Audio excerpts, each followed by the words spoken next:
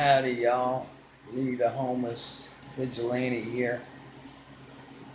If you don't know who's following you, I'm about to tell you who's doing this shit to you.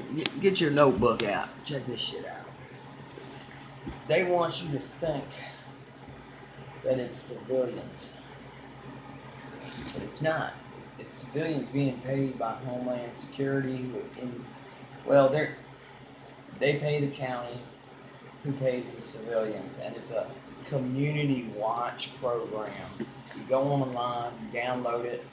What they do is they put pictures of you online, they film you, they say where you're at, your location, GPS, all that bullshit.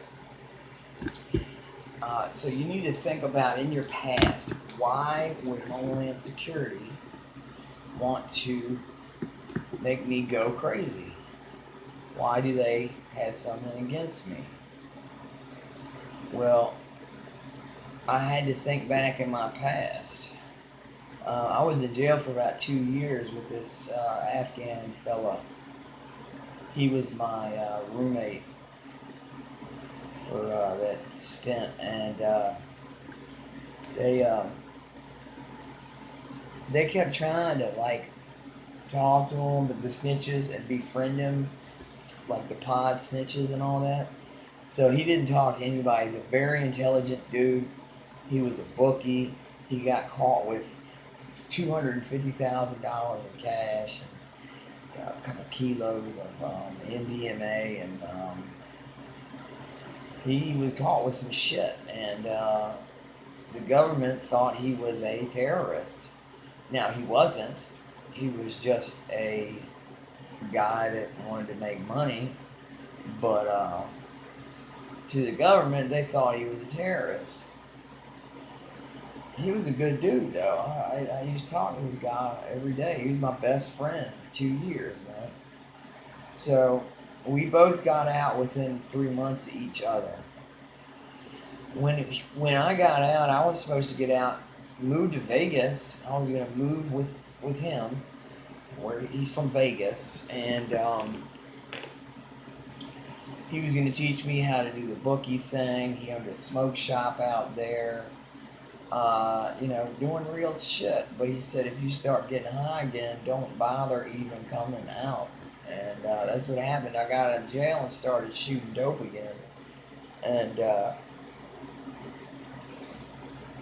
it's over. I called him and told him, and he said, thanks for telling me. If you ever get sober, call me. And that was like 2 years ago. And within a month of me getting out of jail, I moved all the way across the U.S. Matter of fact, from Virginia, and they either followed me all the way out here, or they started following me here in California, and I didn't know who it was for the longest time until I, just doing research online, I stumbled across a video of a guy.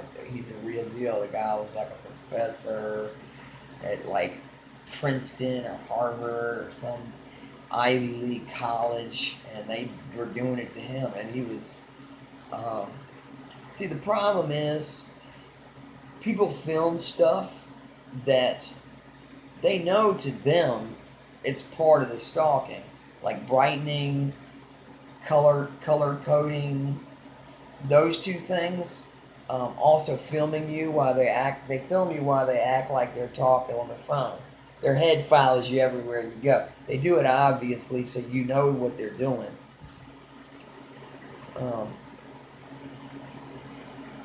All that stuff. Wow. But you film that color coding stuff and that brightening stuff, the average person just looks at the video and says, well, that's just a car with their lights on. Well, that's just a red car, and there just happens to be another red car after it. So what? That's not nothing. But you know, because they've been following you for fucking months in red cars. You know the way they look at you when they drive by, they make eye contact. You know who they are and who they're with. So that video to you is legit, but to the layman, it's not. It's some BS. It's just a reason to call you crazy. So that's why I don't have tape of proof. Because what they do is they do stuff to where you can't prove it. You just can't. That's their whole thing. You can't prove it. It's damn near impossible. You have to have people that actually believe what you're saying to not go insane. Luckily, I have a mother and a father that believe me. Because if they didn't believe shit, for a while, I thought they try to turn you against your parents. They were doing shit, playing recordings of my mom's voice and shit while I was trying to go to sleep. And I thought she was in on it. I literally disowned my mother for 3 months because I thought she was in on it. And then I just realized she wasn't. It was them playing fucking games. They won't get anywhere near you. You be trying to sleep after them keeping you up for a week. They won't get anywhere near you still. If you can get to them, they're not going to be there. Believe me, I just choked one of them out if I had got a hold of any of them. And they follow certain races sometimes. Like, all at first, it looked like gang members to me. They dressed and acted like gang members. As a matter of fact, the whole reason I figured out that they can't hurt me and they were fake was that there was this white chick in San Francisco that was perpetrating a gang member. And she was not a gang member. She was the most far from a gang member I've ever seen in my life. But she was acting like a gang member. So at that point I knew that they were just playing. That they're not going to hurt me. That they're not a real gang. So here at the end, after about 2 years, year and a half, 2 years of this shit happening, now all my stalkers are of one race. And I don't think most of them speak English. They're hiring motherfucking Vietnamese, Chinese, or whatever, fucking Asians.